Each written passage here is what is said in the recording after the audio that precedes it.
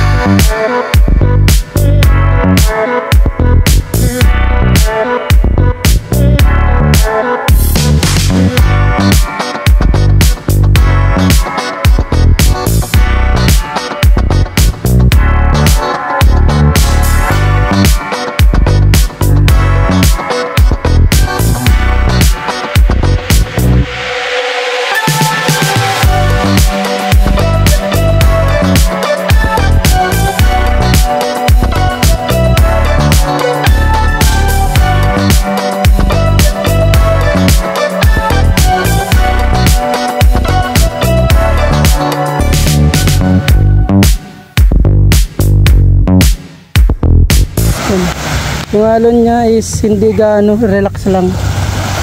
Linaw ng tubig, grabe. Saka yung mga buhangin, hindi man siya puti, pero pino yung buhangin niya. So low tide pa nga siya, siguro mamayang hapon kaabot na yan dito. Low tide pa siya. Ito yung palatandaan ng high tide nilata. Yan, ito yung low tide.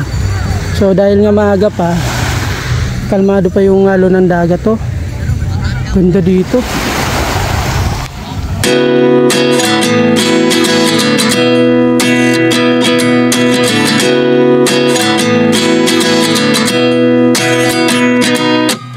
At 29 and I find myself wondering what did happen to the last 10. I ran away with my life, fast forward, never turn back again.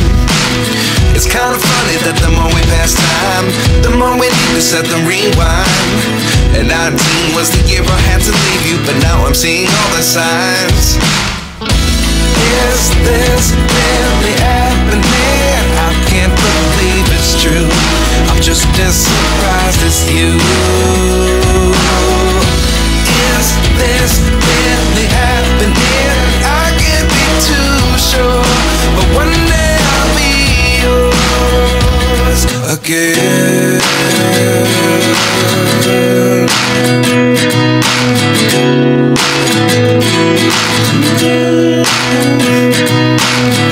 Life lessons come one in a dozen. The other 11 give something from nothing. I sit here looking for an answer. Maybe the biggest question was in the last chapter. You gave me the soul I have today. Without you I never could have moved away. But now I see what you teach. I do believe I always should have stayed. Yeah. Is this really happening? I can't believe it's true. I'm just as surprised as you. Is this really happening? I can't be too sure, but one day I'll be.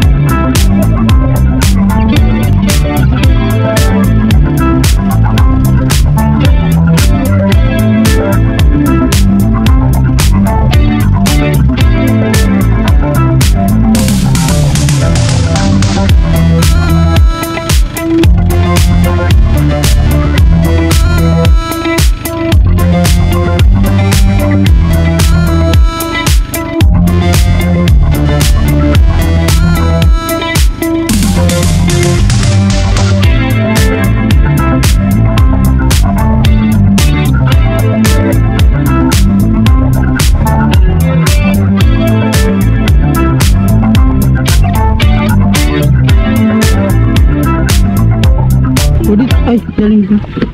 Sige. Baka malaglag yung cellphone ko. Sige, dadaan lang. Sa tubig ka naman babagsak. Sige. Baka malaglag. Bakit ito?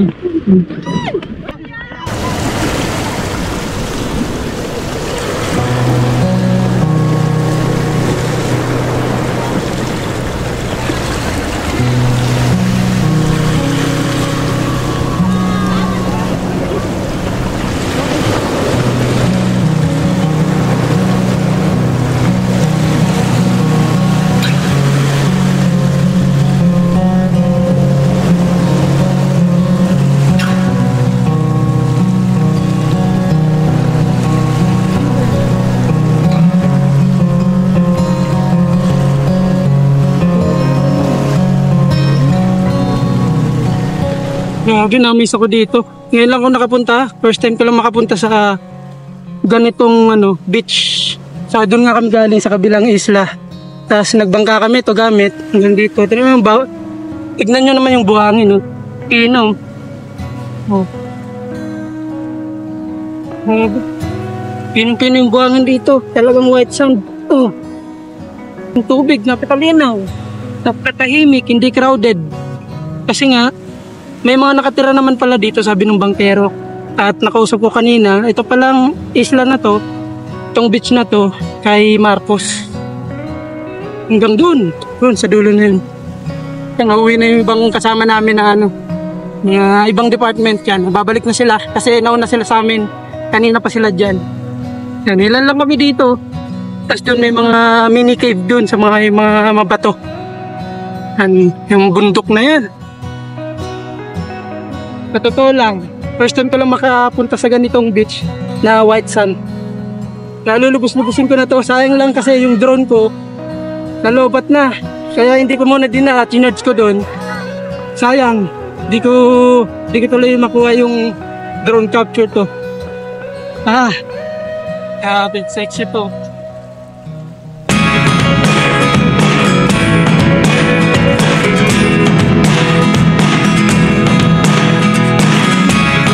Never really know what's going on.